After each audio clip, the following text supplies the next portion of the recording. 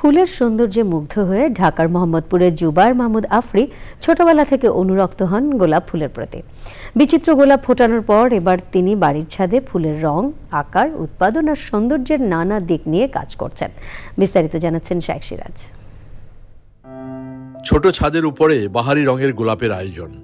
ঢাকার মোহাম্মদপুরের জুবায়ের মাহমুদ আফরির ফুলের প্রতি এই বিশেষ ঝোঁক ছোটবেলা থেকেই।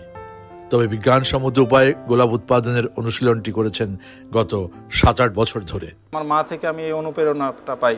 85 থেকে আমার ছাদে আপনার 10-20টা গাছ সবসময় আছে, গোলাপ গাছ।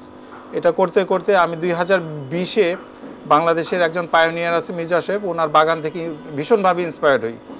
দেন আমি এই গোলাপটাকে এক্সটেন্সিভ ওয়েতে নিয়ে যাই। এটা একটা কম্প্রিহেন্সিভ রোজ গার্ডেন বলতাম। এক এক টবে এক এক জাতের গোলাপ, মোট 40 জাতের গোলাপ রয়েছে এখানে। সবকটি গাছ রঙিন হয়ে আছে ফুলে ফুলে। এই অনুশীলনের মূল লক্ষ্য প্রতিটি গাছ থেকে মানে এবং সংখ্যায় সর্বোচ্চ গোলাপ প্রাপ্তি। তার ভিতরে যে পটেনশিয়ালিটিটা আছে সেটাকে নিংড়ে নিয়ে আসা, তার সর্বোচ্চটা বের করে নিয়ে আসা।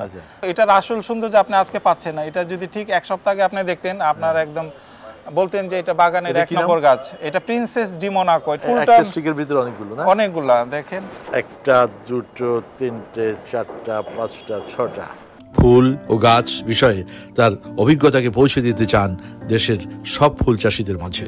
প্যাশনের সাথে নলেজ ইনকর্পোরেট করে আমি আপনার প্রতি বছর নিজের আমার বিগত বছরের পারফরমেন্সটাকে ছাপিয়ে যাওয়ার চেষ্টা করতেছি। এই প্যাশনটাকে আমি ছড়িয়ে দিতে চাই বাংলাদেশে। আমি রোজ কালচারকে রিভাইভ করতে চাই।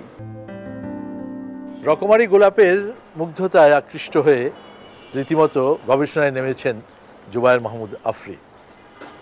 40 প্রজাতির অধিক গোলাপের শোভা ছড়াচ্ছে এখানে, এবং এই গোলাপ নিয়ে আগামীতে এই কর্মপরিকল্পনাকে আরও প্রসারিত করতে চাচ্ছেন।